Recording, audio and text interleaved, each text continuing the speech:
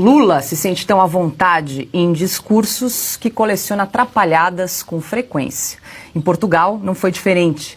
Lula reforçou o estereótipo do português de padaria. É natural a gente perceber a quantidade de artistas brasileiros que vivem aqui em Portugal. É importante a gente saber a quantidade de pessoas que vivem em português. Nenhum brasileiro consegue comprar pão de manhã se não conversar com português. Por pouco, Lula não cometeu outro deslize no mesmo discurso.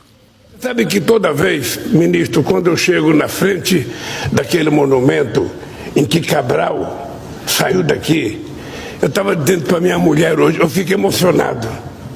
Porque eu fico imaginando há 1520 anos atrás, há 520 anos atrás, alguém pegar um barquinho, sabe, que não era grande coisa, não era nenhum grande barco, e sair daqui para encontrar, sabe, um novo mundo. Lula está acostumado também a não ser bem recebido pelo público, como bem lembrou Augusto Nunes. Em 2007, foi vaiado na abertura dos Jogos Pan-Americanos do Rio de Janeiro. Excelentíssimo senhor presidente da República Federativa do Brasil, excelentíssimo...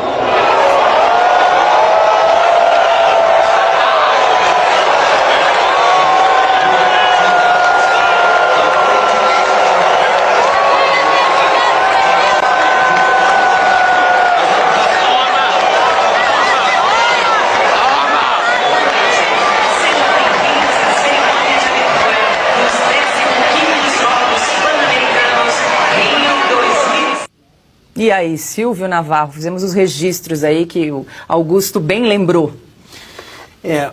Quando a gente recupera algumas imagens históricas, e o Augusto falava agora há pouco, citando Sócrates, né, citando as relações luso-brasileiras, me ocorreu que na época do Mensalão 2005, né, o Mensalão estoura efetivamente em 6 de junho de 2005, naquela entrevista do Roberto Jefferson para a Folha de São Paulo, embora já havia surgido todos os tentáculos dele, já se puxava o fio do novelo desde a capa da Veja com o Maurício Marinho, dirigente dos Correios, embolsando dinheiro vivo ligado ao PTB.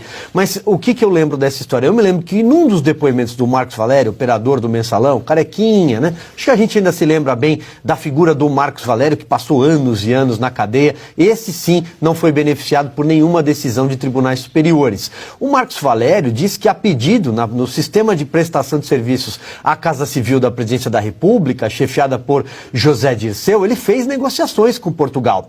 Entre 2002, 2003, 2004, ele se reunia com o Antônio Mexia, que era o secretário de obras do governo português, e com o Miguel Horta, que era o presidente da Portugal Telecom, né, da Brasil-Portugal. Então, ali já havia todo um esquema para tentar buscar dinheiro de financiamento, para financiamento partidário. É uma das fagulhas do Mensalão que resvalou em Portugal. Não teve muito andamento esse braço da investigação por meio da CPI dos Correios, mas chegou-se a essa informação. E até de onde sairia o dinheiro na triangulação de lavagem? Seria pelo Instituto de Resseguros, que era comandado pelo PTB, estava ali debaixo do guarda-chuva do PTB, o tesoureiro do PTB na época era o Emerson Palmieri. Então, assim, de alguma forma, até a roubalheira da época do Mensalão, né, o primeiro grande escândalo da era petista, tem também tentáculos com Portugal. Ou seja, quando um português, seja ele um brasileiro residente lá, ou seja um português mesmo, ergue uma placa dizendo chega de corrupção, ele sabe do que ele está falando, ele tem memória. Bom, sobre as falas do Lula, é como a gente disse, ele vai envergonhando o Brasil e aos poucos demonstra que talvez não esteja ali na plenitude, né, da sua saúde mental com esse tipo de declaração. Assim como outras mais agressivas, como em relação ao senador Sérgio Moro também, que falou aqueles palavrões, né? Eu acho que o Lula anda com problema de parafuso.